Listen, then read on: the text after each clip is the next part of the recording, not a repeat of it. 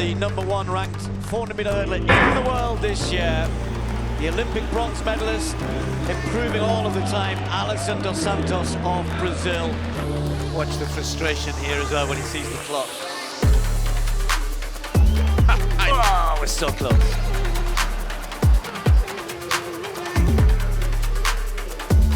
Here is Dos Santos, totally dominant this year, red hot favourite, taken full advantage of Varholm's absence this year.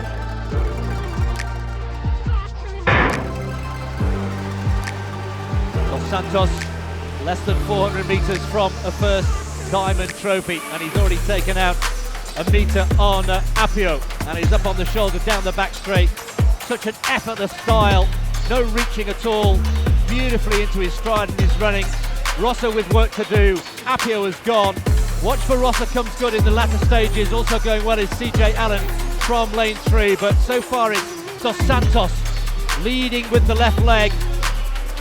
Saves something to the end. Now then, Rossa coming up, trying to challenge. Allen still in contention there, but Dos Santos pulling away. Has Rossa got anything left?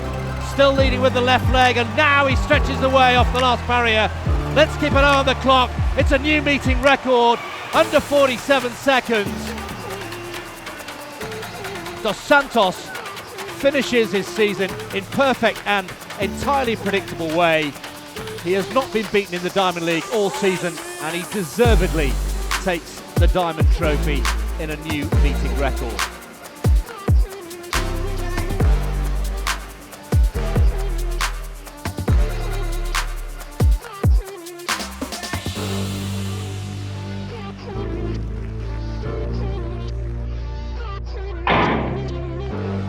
Get away first time. Bäckström starts pretty quickly and just trying to take half a metre out of the Estonian just outside him, but Dos Santos with the lead into the second flight down the back straight. Dos Santos with that tall, elegant style of his, a tall figure, managing to just almost step over the hurdle, but Maggie's starting to get into his running nicely as well. Bäckström trying to stay with him, and Capello trying to come into it as well, but it's Dos Santos just with about a metre lead round the top bend. But he's just going to come under some pressure from the Estonian here, who's just closing down on him.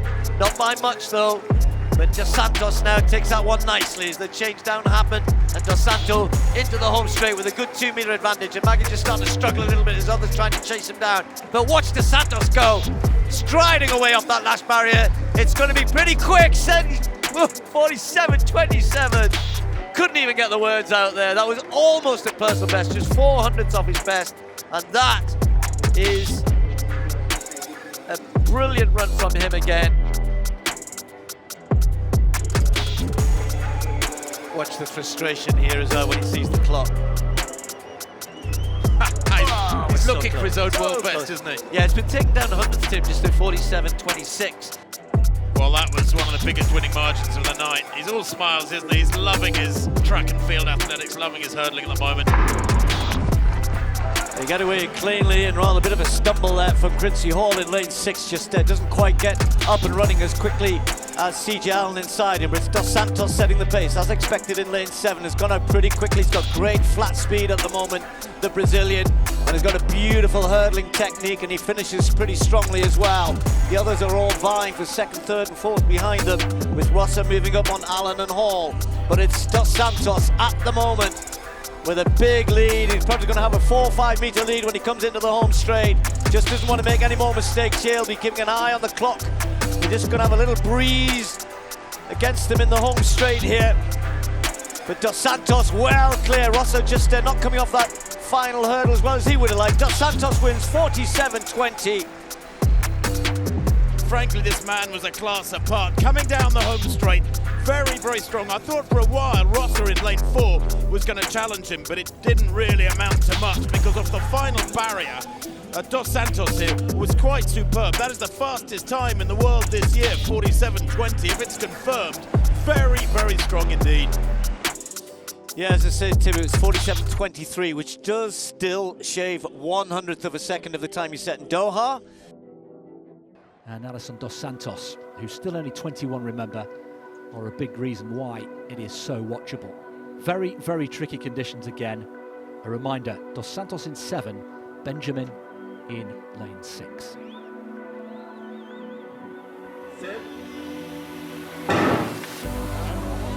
Well, Benjamin has been in great form, had an excellent run last weekend, 48.61, and that wonderful silky style down the back straight. Also going well is Dos Santos. It's going to be these two. The headband of Rai Benjamin has got a bit of work to do. Alison Dos Santos, the youngster, the third fast in history, is laying down the gauntlet. These two, not surprisingly, are well out in front. Hyde playing catch-up. Capello has gone, and now it's between these two, with two more barriers to come. Benjamin is just ahead. Can he keep his form?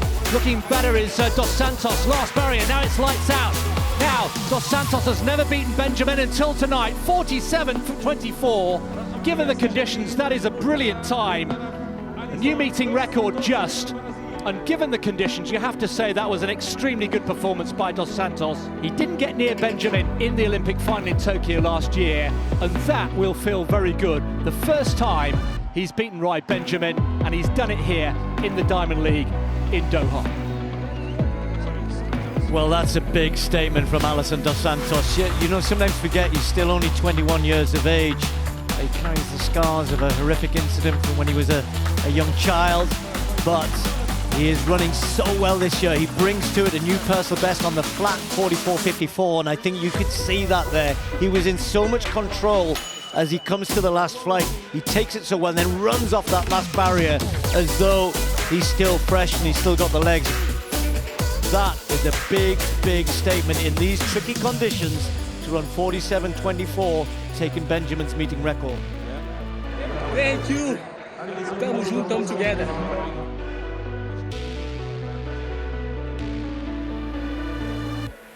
Has so much potential, and the great consistent year he's having. One in Doha, one in Eugene, one in Oslo. Can he make it? Tall figure of Dos Santos gets out of the blocks pretty well. He's chasing down Bengtström outside him, and he just comes off that first hurdle so quickly. Look how fast he goes past Bengtström down the back straight. He is flying here. Now, he is definitely committed. McMaster's trying to get going as well, but he's a long, long way behind the Brazilian, who's got those legs moving, taking these hurdles brilliantly in his stride. Dos Santos clear on his own, coming round into the home straight. Surely he's attacked this so hard. Has he got anything left? Can he hang on to this? Another flight to make. They're on their feet down in the home straight. He's tiring now, but those arms are trying to pump him through. Climbs over the last barrier. It's Dos Santos to take the win, and it's 46.81. Had the record here last year, and he's by just a few hundredths of a second has taken the time. His first time. He's running under 47 seconds here in the Diamond League. Dos Santos, I would have loved somebody to tell me what he ran his first 200 meters in, because down that back straight he was flying. 46.80. That's just outside his all-time personal best by a few hundredths. Well, Tim, I posed the question at the beginning, almost as though people would say, well, of course Benjamin's going to win, and Warholm could come back. Why do you think Dos Santos is going to win? But surely now, that sort of performance shows he can. Yeah, I mean, it's a class apart. He's doing now to these fields what Karsten Warholm was doing a year ago. I mean, that is a gulf. Look at Curran McMaster in the yellow. He's Commonwealth champion McMaster. He's a 47.08 guy, but he's 10 meters down. Brilliant running from CJ Allen in lane 3 to come through for that second place.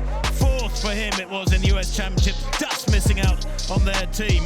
But this was special, Stephen. You're dead right. I was watching him, and I was watching McGee in lane 4, a couple of lanes inside him. And the speed he builds up over the first 50, 70 metres. So it goes in the back straight, like he's running a 300. It's incredible. His turnover in between the barriers. And the barriers just become a small inconvenience because he's moving so well.